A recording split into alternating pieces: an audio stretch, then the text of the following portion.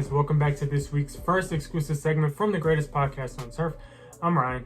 And I'm Anthony. And for this exclusive segment, we are going to be doing our weekly waiver wire pickups.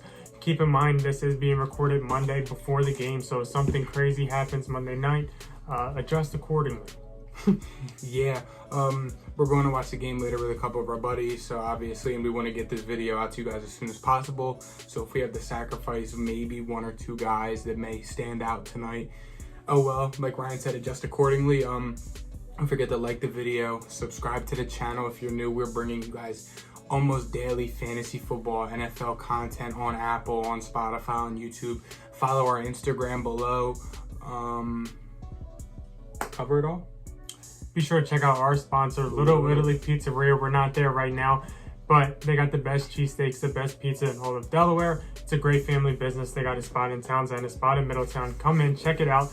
Tell them the greatest podcast on turf sent you. They will take care of you. Absolutely. Brand new website link in the description. Be sure to check that out. Just tell them the greatest podcast on turf sent you, and they will take care of you. With that being said, got about 6 waiver wire pickups and then about 3 or 4 names to watch out for. So about top 10 names total. And to start off, probably one of the hotter guys of the week, similar to not his brother, Damian Williams last week. Darrell Williams. The Kansas City Chiefs, Clyde Edwards-Helaire got hurt. He sprained his MCL and he's going to be out, I think, 3 or 4 weeks, give or take. It's looking like Darrell Williams will be the guy to take over. It's happened before when an injury happened. Darrell Williams was the guy. Darrell Williams is a guy where it might not be pretty. It's definitely not great at all. But when you can get a starting running back in fantasy football, you do so. Same with Damian Williams last week. He's not in a good situation with the Bears, but he still showed out and did pretty good. Darrell Williams is in a better situation, a better offense, I would say. I'm not sure he's going to do good, but if you're battling injuries, if you have Clyde Edwards-Helaire that you've been starting and you need somebody to replace him, Darrell Williams is definitely a guy to look out for. Absolutely. Also, you could be on the lookout in this situation, depending on how Kansas City goes. Jerick McKinnon could be a name to watch out for as well. Just figured I'd throw that out there while we're on the Chiefs. Moving on, and this is probably the biggest one of the week besides Darrell Williams. We got KADARIUS TONEY. I'm trying to think of a funny punchline for this one, but I can't figure out a good punchline for this one. But now, KADARIUS TONEY had a day. I think he had 12 receptions. He would have went way over 200 yards if he didn't get ejected in the 3rd or 4th quarter for throwing a punch. Yeah. But I mean, he's a good waiver wire pickup. He was Daniel Jones and Mike Glennon's favorite target. The Giants just caught an injury bug. Saquon's hurt. Shepard, Slayton, Kenny Golladay left with a knee injury. Andrew Thomas got hurt. They lost Blake Martinez already. The Giants are just getting hit with that NFC East injury bug that comes around every year. But I mean, KADARIUS TONEY's definitely a main benefitter from this. They drafted him in the 1st round. He was in a little bit of a crowded receiving room, but now KADARIUS TONEY and John Ross are the only healthy wide receivers on the team. And the amount of love KADARIUS TONEY got last week and even the week before, where he kind of had a small, quiet little breakout game. That's huge. If you have a top waiver spot, I would recommend KADARIUS TONEY. Who does the Giants play next week? I think they got the Rams. Giants, Rams. Pretty sure it's the Rams. That's a tough one. But yeah, definitely I would recommend KADARIUS TONEY this week. He's probably the hottest waiver wire pickup of the week. Yeah, KADARIUS TONEY is a young rookie. It's somebody that's exciting and everybody's going to bite on. It could absolutely not help you, but he could also possibly win you a league because of how talented he is. So a lot of people are going to be chasing him. But staying on the Giants train, Devontae Booker is another possible pickup for this week. He's not going to start for a while because Saquon looks like he's coming back in a week, maybe 2. Yeah. So Devontae Booker, it looks like he can be value for short-term value if you're battling injuries. I mean, Dalvin Cook, David Montgomery, Saquon Barkley, Clyde Edwards-Helaire. I have 3 of those guys. I mean, there's definitely more that I just can't think of off the top of my head. So, like I said, if you're in a position where you drafted, 3 running backs and you just kind of waited, and now your running backs are hurt, go ahead and grab a Devontae Booker, start him. He might not do you very good, but it is a volume play. We're not looking at high ceiling guys on waiver wire pickups as backup running backs. We're just looking for volume, touches, and Devontae Booker can do that. Absolutely, and Devontae Booker is a guy who I did draft at the end of my Saquon Barkley fantasy draft league and held on to him up until last week when I was like, I need a spot, I'll just drop him, I'll never need him anyway. So if that's what happened, I'm the reason Saquon got hurt. I jinxed him, I'm sorry. But now here's another guy who I've already kind of touched on another waiver wire episode this week, and that's Giovani Bernard. I think this was his first game back from his sprained MCL injury. I think he was out 2 weeks maybe. And I mean, he didn't really miss a beat. They were using him a lot in the passing game. He caught a touchdown. Tom Brady showed him a lot of love, especially surprisingly down in the red zone. He had, I think, 3 or maybe 2, 3, maybe even 4 red zone targets.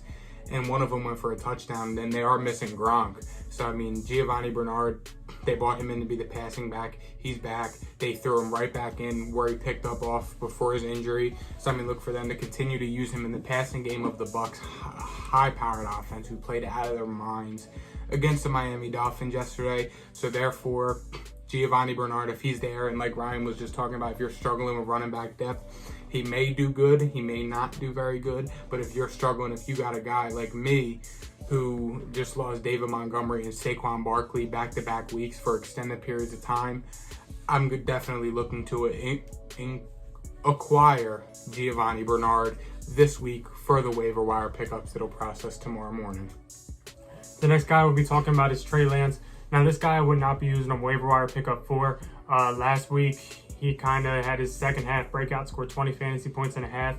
If people didn't pick him up on waivers then, they're definitely not going to pick him up on waivers now. He didn't have a great game against the Cardinals. He was very close to that rushing touchdown, but we did see him carry the ball a ton against the Cardinals defense, and that's what you look for in fantasy quarterbacks. Now the 49ers, they have a bye week this week. I could definitely see Trey Lance being something that people don't think about. They kind of just let it slide through. If Trey Lance continues to be the starter, this isn't a waiver wire pickup. I stress that again. This is a wake up next morning. If you have space, feel free to grab Trey Lance.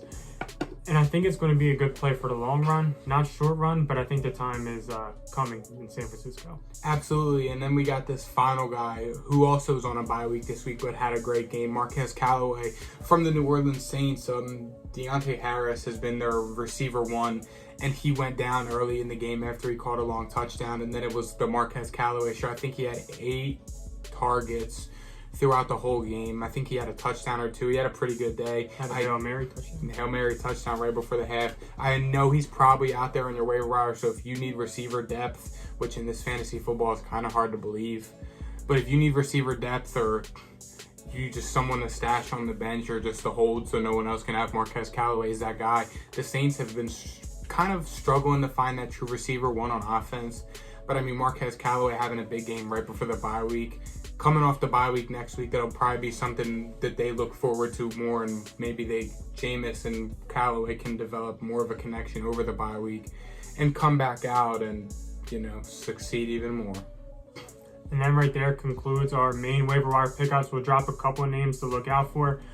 2 of those guys I'm coming up with are tight ends, and we told you about them last week, and it might not be too late necessarily. I know one of them is Dawson Knox. We just saw him blow up against the Chiefs. He had 100 yards and a touchdown. He's about 70% owned, give or take. And then Dalton Schultz is a Dallas Cowboy.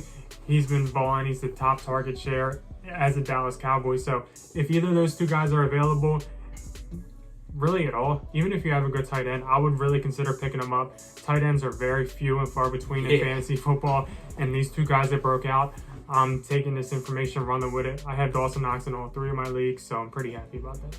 Yeah, absolutely. I like them a lot. I grabbed Dawson Knox in the one league that we're not in together. I ended up being able to grab him with Noah Fant on my team already because, like you said, tight ends are far in from in between from. Few and far between. Few and far between.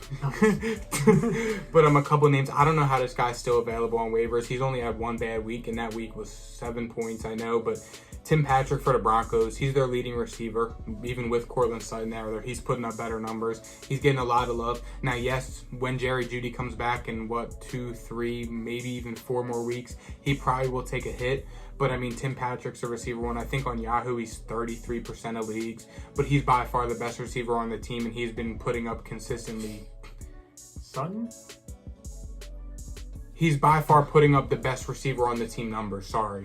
He's putting up better numbers than Cortland Sutton and last week. Consistent. Longevity wise, I was saying he's been putting up 10, 15, 20 points a game consistently. So if he's there, I mean, I've confidently started Tim Patrick the past few weeks and have not been disappointed. And then another guy, just maybe keep your eye out for, Rhamondre Stevenson of my New England Patriots. Damian Harris, he had a fumble. His chest was hurting him. And the Patriots are still looking for that backup running back. The Patriots love using 2, 3, 4 running backs. And when Brandon Bolden, special team legend, is our second team running back, that's horrible. Rhamondre Stevenson, look for him to step it up these next few weeks. He's got to earn a spot. But I mean, even if if you have an open spot or you have someone to drop in, you can stash him for a couple weeks until the Patriots can find their footing at running back again. Rhamondre Stevenson is the guy in a Patriots offense that just has a revolving door of running backs who get touches. And I think that's all the names, you know? We touched both lists.